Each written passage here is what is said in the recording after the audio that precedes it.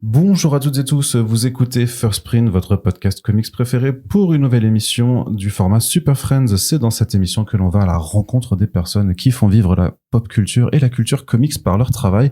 Et aujourd'hui, on sera ravis d'accueillir dans notre émission Becky Cloonan, l'autrice de Somna, la dessinatrice de La Guerre, qui a une longue carrière derrière elle, mais aussi devant elle encore, puisqu'elle n'a clairement pas terminé de dessiner tout un tas de choses et d'écrire. Vous savez qu'on est très très fan de Somna dans ce podcast, donc on est vraiment ravis de l'avoir avec nous lors de son passage en France. Et le générique va se lancer tout de suite, et puis on se retrouve avec Becky en anglais.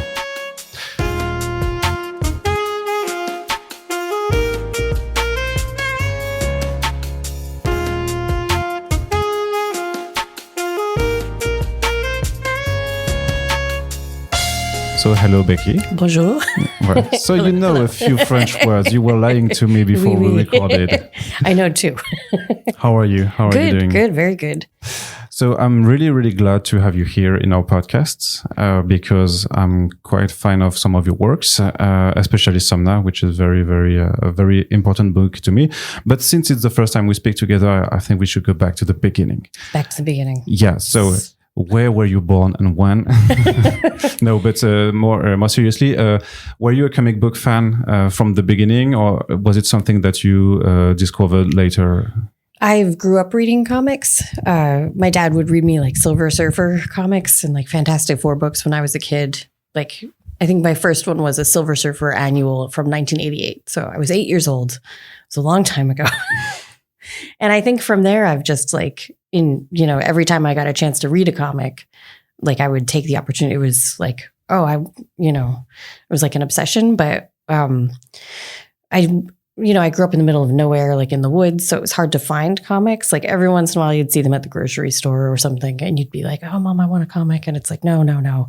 So you end up with these like, maybe I had like a Silver Surfer, like, 80 and then 83 and then 90. And so you're kind of like piecing together, like what happened to Mantis, like between these two issues. And you're constantly like making up the story in your head. Even though maybe that was a time that the stories were more self-contained or not, or was it already there was already like a long, there were short stories in there, but I think, you could follow it pretty easy, if you had all of them, which I didn't have them. So I couldn't follow the story and it would be like, I don't know if I ever went back and like tried to read it, what was in my head was probably cooler, But I've always wanted to make comics. Like I think I had made up my mind at that point. It was either going to be like an archaeologist because I liked the ideas of like digging up a person. I was like, oh man, wouldn't that be cool if you could dig up a skull? A little scary, but kind of fun. But then comics was always like the big thing. And did you follow art school or something like that? I did. I went to SVA in New York for animation because the comic industry in the 90s was like, it wasn't good, really. I didn't think, looking at it, I was like, I don't know where I would fit in because there was like some indie publishing and like self-publishing, but I had read Dave Sims' Guide to Self-Publishing and it made me so depressed that I was like, oh, I could never do this.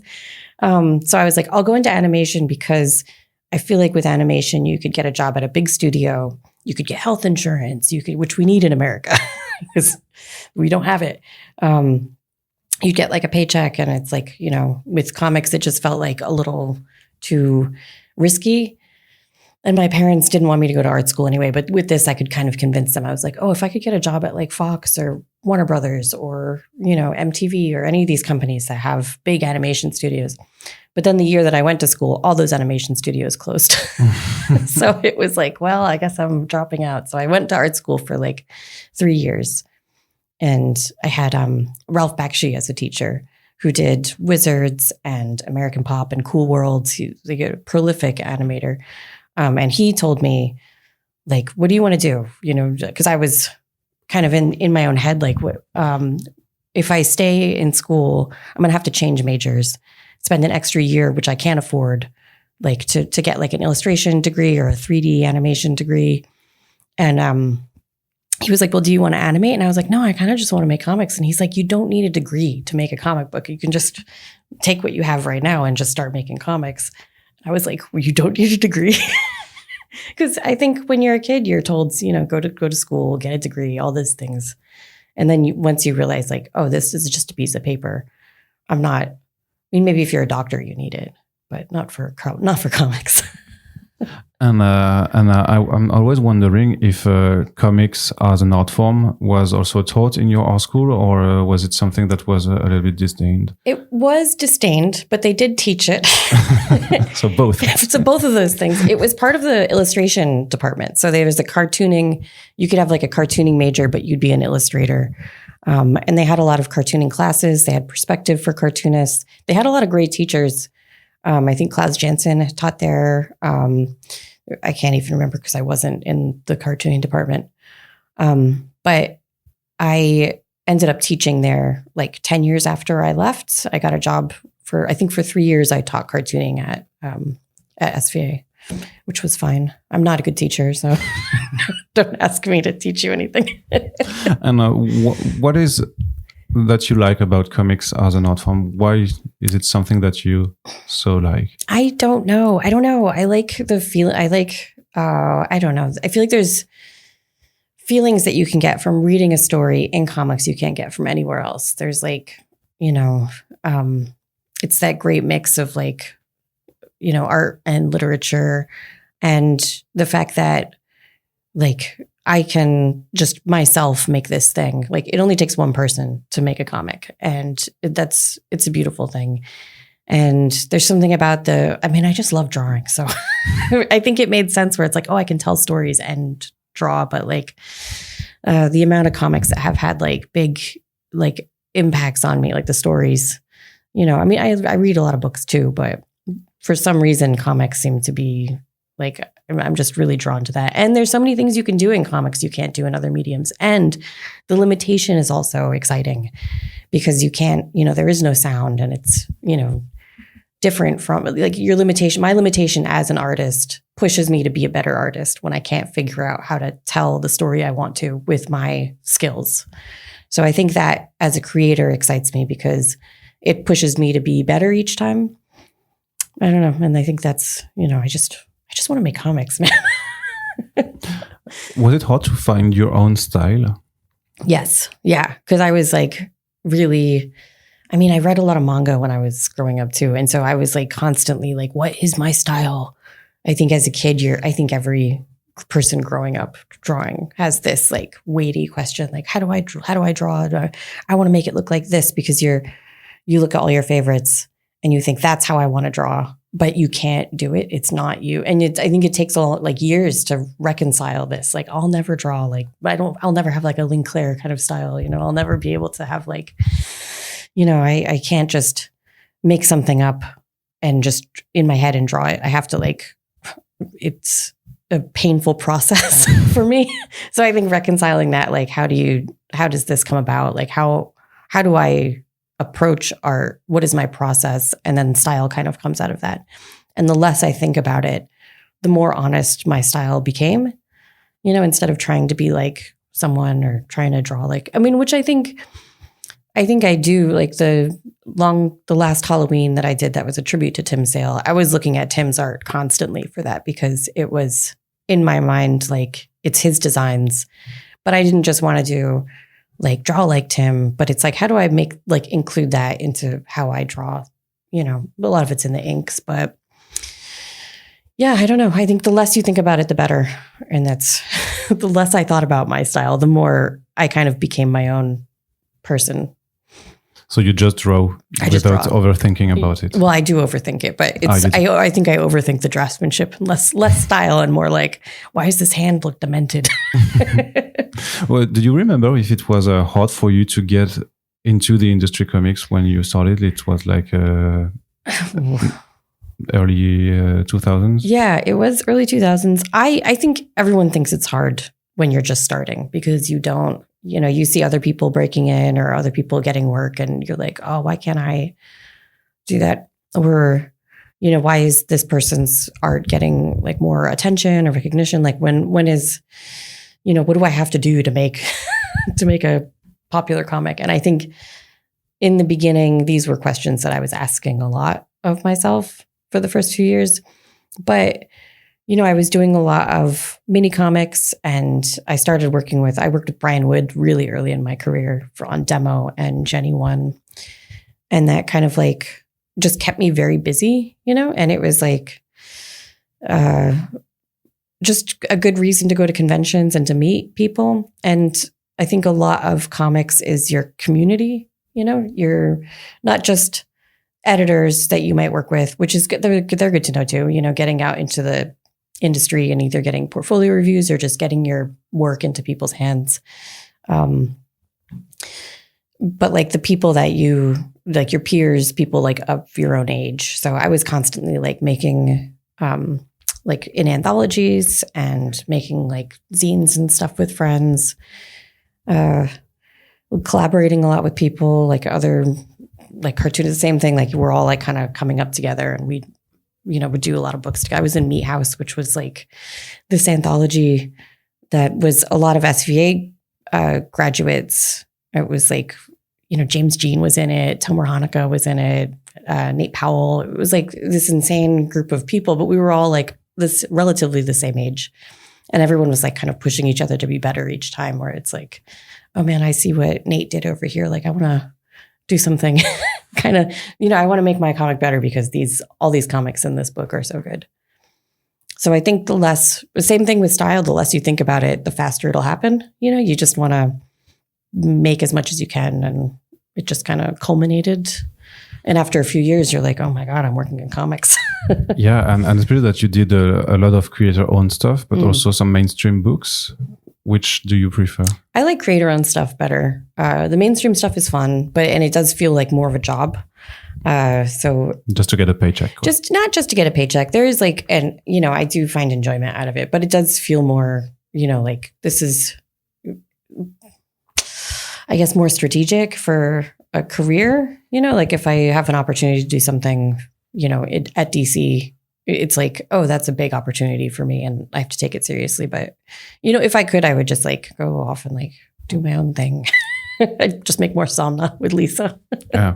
And I was just wondering, because when I just did some research before this interview, and there's still something that really struck me. It's that in most of articles that were speaking about you, it was mentioned that in 2012, you were the first woman to ever draw the main Batman book.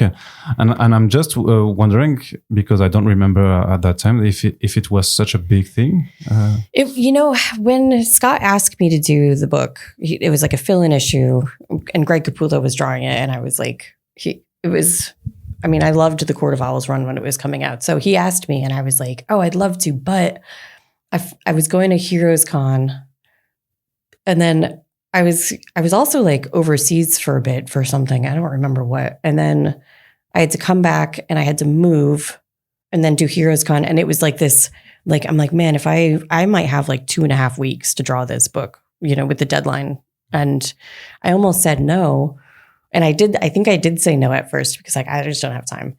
And then one of my friends that I had told was like, I was like, oh yeah, I was like, Scott asked me to do Batman, but like, I can't do it. And my friend was like, are you crazy? Like you have to do Batman. It's Batman. And I was like, I don't know. Like, it's just, I don't have time. And he's like, you can make time for Batman. And I did. So I finally was like, you're right. Maybe I should take this job. I did it. And then after it came out, someone was like, I don't think any woman has drawn the main Batman title, which I think is weird because I think if you went back and actually looked at it, I think you would find women working on it who just weren't credited. Like I for a fact, like it's probably, I would say it's definitely true, but like on paper, that's how it looks. And it's probably going to go on my gravestone, even though I'll be doing like, no matter what else I do in this life, it'll be like, whoop, there it is. First woman to draw Batman. That's fine. I mean, it's cool. Like, if there had to be someone who was first, like, I guess I'm glad, yay, it was me. But also it's kind of like, the book didn't even have Batman in it. He was in it for like 3 pages. Yeah. It's not even, oh yeah, it's the whole thing. It's very funny to me. So yeah, you would use funny because I don't know, because it was like he was already 75 years old as a character. And it was like really like, so you never gave a female artist a Batman book in 75. Yeah, freaking years. So silly. And then when people say it, it's like, you were the first woman to draw Batman. I'm like, other women have drawn Batman before, like the character, like it has. Yeah. It's just the main book. Yeah, it's strange. So more recently, you've been doing Somna with Tula Lotay, yes. Lisa, by her name, at Distillery. How did you came into contact with Distillery, which has very struck me as a very innovative publisher in the last year? Yeah. I think it was, is it 3 or 4 years ago? It's not that long, and it feels like forever. It's just post-COVID time. It's time. Is weird. It is so strange. Lisa and I had thought of Somna like over 10 years ago by now. We had this idea, and it hasn't changed that much. Like the basic premise was the same, about a woman's having dreams, and like there's, the kind of like puritanical England, 1600s, 1500s kind of. And we had been talking with, I can't remember. We talk about it at like every con we would see each other at. We would talk about it. And Chip Mosier was there one night when we were saying like, oh, we have this story we want to do together, and it's like sexy and evil. And Chip was like, oh, we should put this. He was at Comixology at the time, and he said, I would love to do this at Comixology. And I was like, I don't want to work for Amazon. I'm sorry. I just don't. And I didn't like that it was digital only. And I was busy, and Lisa was doing like Barnstormers, I think, with Scott. And it was just, the timing was weird. We could never really get our schedules to line up. It had always just been something where like, oh, we want to do this. There was, and I had written out so many different versions of it too. I had like a 6-issue version where it was like written like the whole thing. And then there was another version with like extra characters, and all these things kind of like became what the book is now. So when Chip started Distillery, and he called me up and he's like, now would you want to do Somna? And it was kind of like a no-brainer. Like, oh yeah, like Lisa's not doing anything right now, and I'm not doing it. What am I doing right now? So we said yes, and it was exciting. I liked the magazine size format, and I liked the longer issues. I think it was a good time for what they were doing then, but I think the industry's changed so quickly over the last few years. It's like the model might not work anymore. Like, I'm not sure. So we're going to wait and see. I was thinking about Lisa, and I'm just wondering, how did you meet? I love her. I love her so much. We met, I can't remember if we might have met at San Diego Comic-Con the first time, but I didn't know she was an artist. The first time we really got to know each other, she was working for Thought Bubble. So I kind of was like, oh yeah, she like runs, she helps run Thought Bubble in the UK, which is like an amazing convention. If anyone's listening and wants to go, I'd recommend it. And like a few years doing Thought Bubble, we were talking, and she was like, oh yeah, I'm an artist too. And she kept it really quiet. She was like a secret artist. And then she did Supreme Blue Rose with Warren Ellis. And I was like, oh my God, she can draw too. She's lovely. She's gorgeous. She can draw. She's smart. She's funny. I am in love with this woman. Yeah. Yes. We noticed. And she's just like, her art, she does the kind of art that makes you want to draw, when I see it. And it's the same thing. I'll never be able to draw like her. But when I see her art, I'm like, oh, I just want to like start drawing too. And we had just started talking about ideas like right away. It was like, I'm like, oh, what if we did a book together? What would that look like? And how would we split up the art? And, it was this whole, like, we want to both write it. And we have the same taste in movies. We've got the same taste in music. It's like all the touchstones are there. So I think it was kind of natural that we worked together, and it felt great. It was like such a intense and like just creative, like I've never worked like that before with anyone. Mm-hmm. So it felt exciting, but not difficult. So what changed between the other books? Because I think that you co-wrote the whole stuff and separate the art, also the art sections, where compared to maybe other projects where you just wrote for someone else or you just drew for someone else's scripts. Mm-hmm. Yeah, we did. So with Somna, we thought of the whole story together, and it was this very much back and forth. How does this story work? And then I went in and kind of blocked out my chapters because I need structure. I have to like write all my scripts out. Like it's like, why? I don't know. It's just, I think the way that I got used to working when I was younger, working with so many writers, it's easy for me to visualize if I have a script. And then I left spaces in between for Lisa's chapters. And, we figured it out. We did this weird thing where we were like, we have to have the exact same number of pages in every chapter. So it became this like weird balancing act of like, okay, I have 5 pages here. Then Lisa's got 3. Then I've got 2. Then she's got 6. And it was like this weird like math equation, but also like the story had to work seamlessly. And then of course we ran into these problems where like Lisa started her comic on the left for some reason. I thought she was going to start on the right. Mm-mm. So then when we started putting the book together, like the first issue, I was like, these pages don't line up. We have to like add an extra page or else all my page turns will be off. So we ended up like having to add an extra page, but that page ended up like making the book work somehow. It was like this like weird page turn that just kind of told you like how the story reads with her art and my art. And yeah, it worked really well. I don't know. It was a lot of like we figured it all out beforehand. And then afterwards, there was a lot of like messing around with some of the details. And like she would put some of her like splatter and like paint on my pages digitally. She'd like add like overlay of like some washes and like paint to kind of ease the transitions between our 2 chapters or our sections. Yeah, it was very cool. I don't know.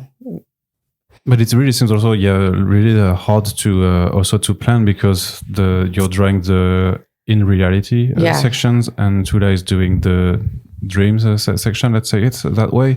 So if you just decide to draw these very different sections, you have also to make sure that the story fits.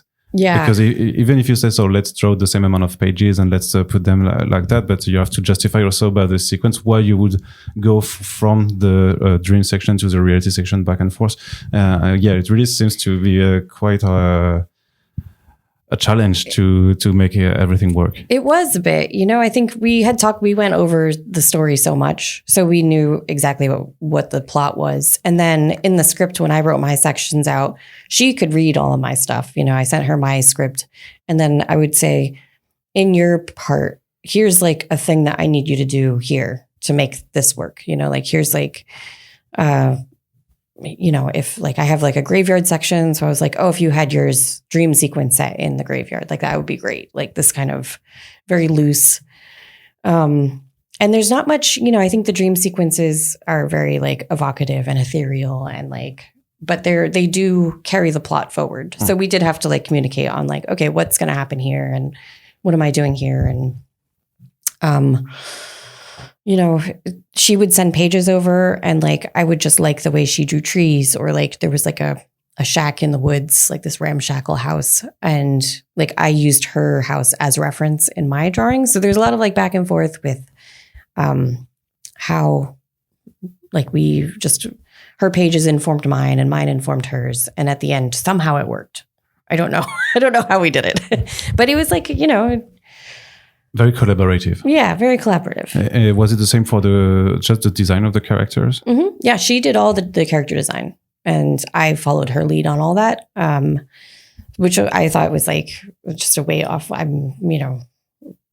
I liked doing that, and she uses more photo ref than I do, so it's easier for her to kind of like pick. Like, oh, I'm going to like cast the book almost like a movie where you're thinking of like, okay, here's like the look of these characters and the costumes. And I get really like nitpicky with details with like, like, oh, if this comic is being set during like the English Civil War, like they wore this kind of outfit and this is how the buttons look. And like, these are the materials that the clothes would be made out of.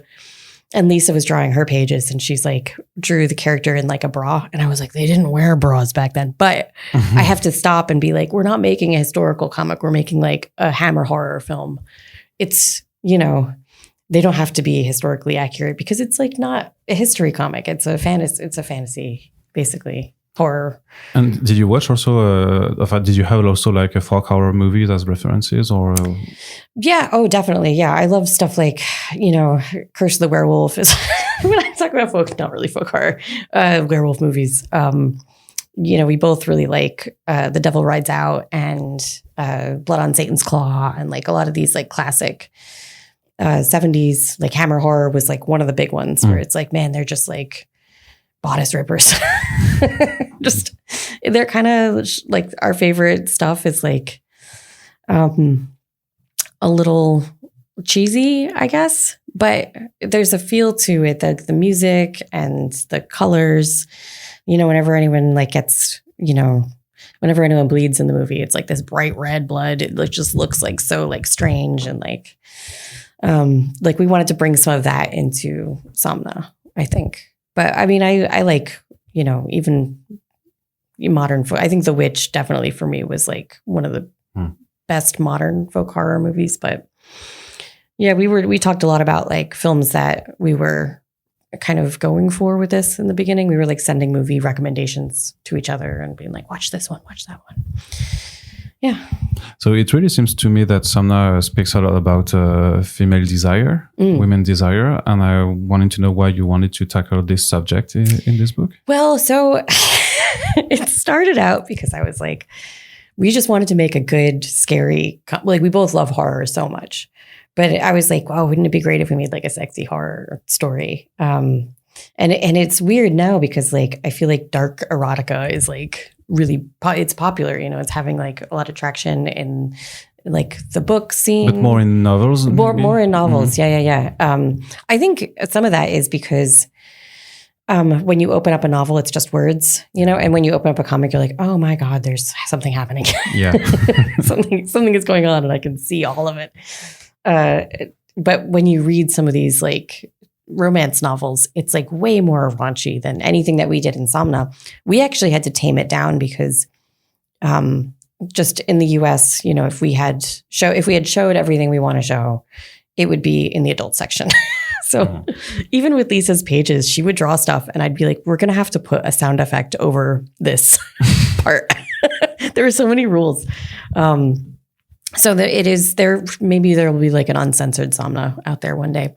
But I think some of it was like, man, how scary would it be if we made a comic that was like actually scary, but kind of made you kind of turned on too? Like that's scary. You're like, why is this working for me when it's horrible? A horrible thing happening. And I think as we worked on it, it became more about, like you said, like female desire and like this like take on like the puritanical like ways of thinking and like not expressing yourself and being like not even aware of what you really want because it's such a taboo in society. And I think I can work on like many levels for like anybody, not just women, but like I think it's one of those things that becomes deeper as you work on it. And then after you finish the book, I'm like, oh, we really were like saying some things, even if I wasn't thinking about it at the time. It just came out in the work. But like when we started, it was purely like, let's just make like a sexy thriller book with the hot demon guy that looks like Peter Steele from Typo Negative. So that was the...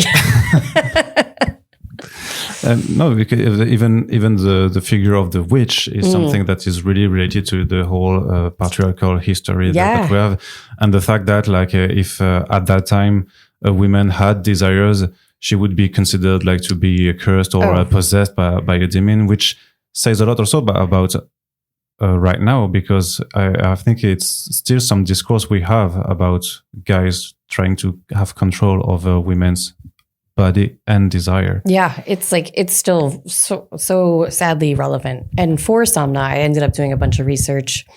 I read, you know, several books about, you know, in the witch trials in the UK and in America, because you know that was such a big thing in colonial America. And I think America being, I mean, there's so much to say about America. But it was the Puritans who came over who really like started things off. And so it's like, man, we were really like born out of this like cult almost, this cult version of Christianity.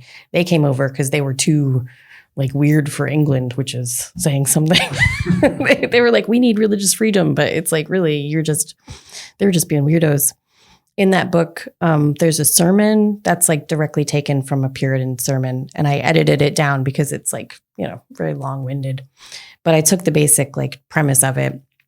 And then the marriage vows are Puritan marriage vows that I also edited down. But it's like, there's a lot of stuff in there that is like historically, like when I was reading about it, it's like, oh my God, this is like, it's insane. It's insanity. But it was like such a wide belief. And then it's like women couldn't even like hang out together. They were like banned from like, because there used to be, you could have like, oh, women like, going to church together. Nope, they can't. You can't do that. You got to be like, there's got to be a man present. Yeah, and women together, that could be witches and doing sorcery. They could be doing crazy things. And you quite also already answered that, but I was also interested by the sexy nature of Somna, because that's not something that we see a lot in American. So, I'm French, so in French bande dessinée, we don't mind about boobs and stuff like that, but it's not the same. I've been reading American comics for quite a long time, and every time you've got something labeled erotic, I know, I'm curious because it's not that erotic. No, it's not. Somehow, let's say it's quite it has some amount of erotism, and I was just wondering how far you could go, or how far you would tone some scenes down because of the American publishing industry or so. Yeah, there was definitely a lot of like, we had a bunch of rules we had to follow, and we didn't follow all of them, but we had, it was like retroactively, we have to add sound effects or word bubbles over certain parts because there were things we couldn't show. And I think we did pretty good about like making it a very sexy book, but also like not, I don't know, crossing a line, I guess, into making it pornography, which is like, I think even if we had shown more explicit things, I don't think it would be pornography anyway, because there's too much plot in it. Yeah. It's like, but I don't know. I think Lisa definitely, her work is so sexy anyway. She's very much like, she'll just go for it. She goes for the golds. And so for me, I was like, and I think her doing the dream stuff, she was able to like let loose a little bit more with her work and push some boundaries, because it is in the dream world, and me being in the reality, like I could do a feat, like, I didn't want to make it quite as sexy because it's the reality, her real world. So there's like, she's doing chores and she's like, waiting around and go to church and blah, blah, blah. So it was like a little bit more boring. But then at the end, when we get to like switch a little bit, when Ingrid, the main character, she starts losing perspective on what's real and what's not, I get to do a few of the dream sequences. There's a dream in there that I was like, maybe this is like the husband's dream, Roland. So I was kind of like trying to get into the different characters' heads and be like, well, this could be her dream. It could be his dream. Like there's some weird stuff in the end that we were trying to play around with. But yeah, some of it was just like, how far can we push this? Yeah, in America, it's so strange too, because there's so many rules, and not just for comics, but like, banks and credit cards, these things, it's like you can't pay for like porn online with your credit card, or there's some rules like that. It's really weird, which is why like like the apps, like Patreon right now is cracking down on adult content. On NS. Because on the app, it's like they don't allow porn on like the Apple app or whatever, or Apple or your phone's Android. So if you download the app and there's adult content on that, they can get flagged. So the whole thing is like really strange. So then it's like, well, if our comic is being sold on an app, or if there's like a digital version of it, like, is that going to be an issue down the road with the way America's going? Like, it's just stupid stuff you have to like think about, how to, I don't know. The whole thing's weird. Like, it's so strange. It's just boobs, guys. Like, come on. And it has nothing to do with art, also these kind of issues. Yeah, it's bonkers. And more on the art section, how do you make a good sex scene? I think, well, for me, I think, and the same thing with horror, the less you show, the sexier it is, because there's a lot left to the imagination. I think, especially for me, when I'm drawing, I look like the flaws of my art stand out so much to me, you know, like I can see like, oh, I drew this hand a little weird, or like this or that. Like it has to be, for me, it's more about the emotion of it. So I want to be able to get into the characters' minds, or like really like the chemistry between the characters that you're drawing. Like I want to be able to feel it. And so I don't necessarily think it's about everything that you draw, like how much you show, you know, it's more about like the pacing of it, like tell me a story. Like I want to be like wine and dined. Take me out for a drink first, you know, like I want to know about the characters and who they are before we can get into the sexy stuff. And it's just going to be more powerful then if you can like if you know what the characters have been through. And like with Ingrid just being so like, you know, she's resisting a lot. Yeah, she's resisting a lot. She's like has a lot of desires herself and she's not being reciprocated from her husband, who also has his own problems, because it's not that he doesn't desire her. He just feels like he's not allowed to. So he's going through his own thing in his head, and she's, you know, dealing with these weird dreams. And I think the more that you can like pace that out. And I was saying, oh, what did I tell Lisa? I can't remember. I had like a word for it. I'm not going to be able to remember in time right now, but it was very silly.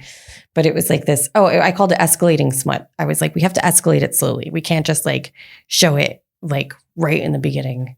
It's got to be this slow progression where you're like leading the reader into this like story, and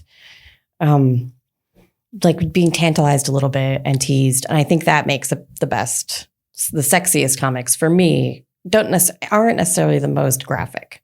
It's the ones that like take you on a journey. Yeah. And like are like emotionally resonant. So I think that's what we were trying to do with Somna, more than just like, you know, just make it gratuitous. It was. But still, there's going to be an uncensored version of Somna at some point. Maybe. I hope so. We'll see. So, I would love it.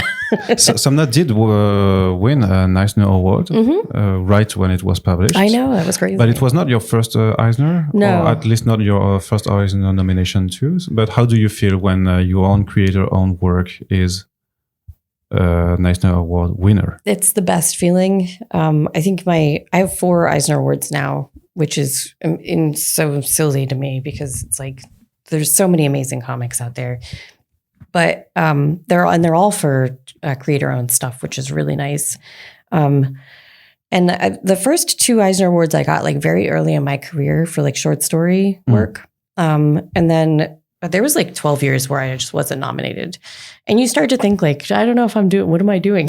Am I not doing anything like noticeable, or, you know, is my work just like not resonating, or, you know, maybe.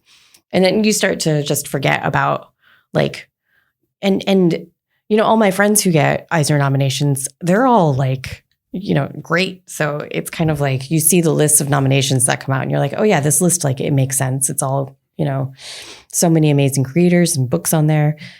So it's not like I'm like, feel like I should be up there every year. But when Somna was up, it felt like, oh, like, you know, it's so nice to be nominated after so long of like not having a nomination, but then to be up there with a book that I did with Lisa, that was like so much fun to do, that we had spent 10 years talking about. And like, that was like kind of dizzying, you know, and it means a lot. So just before we finish, I have another question for another book that just came out in France, which is called The War, which is a collection of the whole miniseries you did in the anthology Hello Darkness. Hello Darkness. I was from Darkness. No, Hello Darkness. Yeah. Can you just tell me a little bit how this story came up with Garth? Well, Garth loves comedy, of course. Yeah. We had worked on a short creep show story before this, and it wasn't really funny. It was kind of gross. Some of it was kind of funny, like the imagery, but it was mostly like really fucked up and dark, which is exactly what you want from like what you expect from a Garth Ennis comic. Although he does do like dark comedy very well. The War is not a comedy. Not at all. But they sent me the script, and he had written all 6 issues before I got signed on as the artist. And I read the script and I got to the end and I was like, oh, I want to draw this so bad. It's so messed up. And I like drawing things that are just kind of messed up a little bit. And the same thing, the challenge is like, how do you make this resonate with just art? You know what I mean? Like when you're reading a comic and it shows a monster, sometimes the drawing is kind of silly. Like when I'm trying to draw something that's like super fucked up, it's like, is this funny? Is it funny looking? Is it like as messed up as it is in the script? Like, how can I achieve this level that Garth sees in his head? How can I make Garth feel uncomfortable? Which is like, I don't know if that's possible, but yeah, that was the whole, that was a whole thing we did. The feel good comic of the year. Yeah. It was so like, man, I was drawing it and reading the news and I'd just be like, I can't read the news today. It's like, it's too close to home. Yeah. I don't want to, I'm drawing the news right now. It's awful. And I was just wondering, like the last page. Oh, yeah. Because how do you come up with a page like that? And are there any limits to the horror? Well, that was just like Goya, the Saturn eating his children, or Kronos eating his children. It was just that. How do I make this? That was the inspiration. And so when I look at, and I get a lot of inspiration from like paintings anyway. Like you can look at any of my work and be like, oh, that's a Waterhouse, or like, that's a Milius. Like it's just in there. So for that last page, it was just like, how do I take this and make it into like my version of this painting? And that's kind of what I did. So, so you think there's no limits in what you could draw at some point if you're doing an horror story? I don't know. Because it's still a man eating a baby. It is a man eating a baby, but Goya did it, so why can't I? Yeah, but in general, in horror, you tend to limit yourself to what you can do to children characters. Oh, yeah. And a baby is just like the purest and more innocent form of life. I know. So. Take this up with Garth? Yeah, would you do a comic book with someone just killing children for 100 pages? I'm gonna do an issue of something is killing the children, and it's just gonna be Garth at the end. It's Garth. No, I don't know. I think for me, I don't think that's the story I would ever tell. Like on my own. Like I want to do like. I think that's the great thing about working with writers is you're being pushed to draw stories that you would never normally do. And there was like so many cars and buildings and like guns. And I was just like, these are things I hate drawing. Oh, and planes. Oh God, I had to draw planes. So I think in that respect, working with a writer is like the challenge of it makes you a better artist because you're pushed out of your comfort zone. But, and even with I joke about the eating baby thing, but even that's like a little like, how do I make this effective? It's not necessarily like, I'm not offended by drawing it, but I want to make it as effective as possible when I'm doing it. And I've seen people be like, oh, that last page, oh, I hate this comic because the last page. And I was like, good, that's what you're not supposed to like the last page, it's supposed to make you feel unsettled and upset. And if I've upset people with the drawing, I feel like I've done my job, and I'm sorry if anyone. I'm sorry to anybody who was upset by it. But yeah, I don't know. I think my version of horror might be like not that necessarily, but there are things like Lisa and I we want to do a sequel to Somna. Yeah, and it's so fucked up. Somna is like kind of soft and like cuddly compared to this new idea. So that's what you're working on right now? Not right now. Well, So what can we expect from you in the near future? Right now I'm doing a Batman annual with Matt Fraction. So that's like on the plate right now. Then Eric Powell and I are doing we did a short comic together, or an anthology called Foregathered at Christmas Eve. That was translated into French too. So that's out. and we're doing like a follow-up to that. So that's going to be my next few books. But we have this whole book written, and we've started working on it. We had to put it on pause for reasons. Okay. But it's going to happen, I think. That'll be like the next thing after Lisa finishes the graphic novel she's working on, and I kind of finish up this year. We'll like loop around and see. Okay, so not 10 years in the making. No more. Hopefully. Hopefully not. Hopefully we're going to start working on it next year. Okay. Yeah. Well, can't wait for it. It'll have maybe werewolves. Okay, sexy werewolves. Well, thank you so much for your time. Thank you. It was a very pleasure to speak with. I'll just finish in French. C'est donc la fin de cette interview. N'oubliez pas de soutenir le podcast si vous appréciez le travail que nous fournissons. Vous pouvez partager le podcast sur tous les réseaux sociaux, en parler autour de vous, à vos libraires, à vos potes fans de BD. Et si vous n'avez pas encore acheté Somna, eh bien sachez que vous serez maudits. Je vous le recommande vraiment en librairie. Et vous pouvez également nous soutenir sur notre Tipeee si vous souhaitez qu'on continue de faire des podcasts sur le long terme. Merci à toutes et tous de nous avoir écoutés.